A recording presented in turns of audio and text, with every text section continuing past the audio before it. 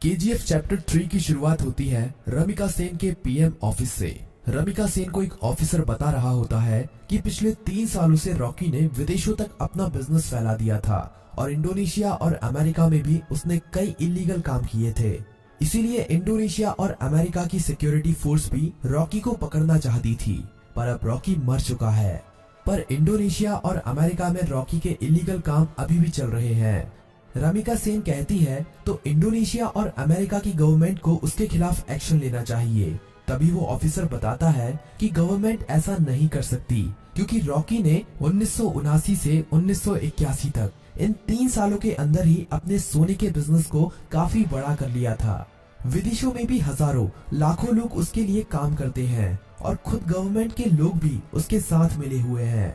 इसीलिए गवर्नमेंट चाहकर भी उसके खिलाफ एक्शन नहीं ले सकती।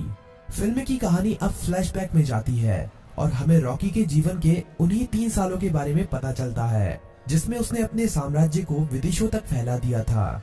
सभी माइनों पर कब्जा होने के बाद रॉकी ने और कई माइनों की खोज कर ली थी और सभी लोगों को उनकी खुदाई में लगा दिया था। रॉकी ने उन सभी माइनों से तेजी से सोना निकाला और इकट्ठा करता गया और बाहर के बड़े बड़े देशों में एक्सपोर्ट करने लगा। रॉकी को विदेशों से काफी बड़े बड़े ऑर्डर आने लगे, जिनको पूरा करने के लिए उसने खुदाई को और तेज करवा दिया था। दूसरी तरफ से उसने माइन की खुदाई के लिए और सोने की खोज के लिए अमेरिका से कई टेक्नोलॉजी मशीन भी मंगाई थी, जिससे वो जल्द से जल्द इन सभी माइनों को सोना निकालकर इकट्ठा कर सके। रॉकी ने अगले 1 साल के अंदर इन माइनों से इतना सोना निकाला था जितना कि पिछले 20 सालों में भी नहीं निकाला था।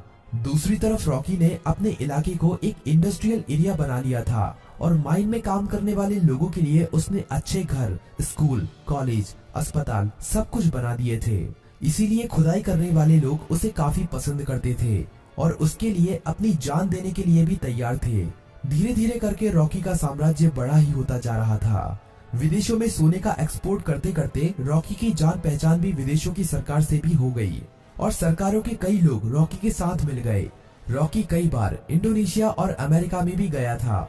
वहाँ पर भी उसने अपने सोने के साम्राज्य को काफी बड़ा कर लिया था। इस साम्राज्य को फैलाने में सरकार के कई लोगों ने उसकी मदद की थी और रॉकी ने एक गैंग अपनी इंडोनेशिया में और एक अमेरिका में भी खड़ी कर ली थी और रॉकी ने इन गैंग के लिए अपना एक लीडर भी बना लिया था और रॉकी उन सभी का राजा बन गया था। इस तरह से रॉकी ने अपने साम्राज्य को विदेशों तक फैला दिया था।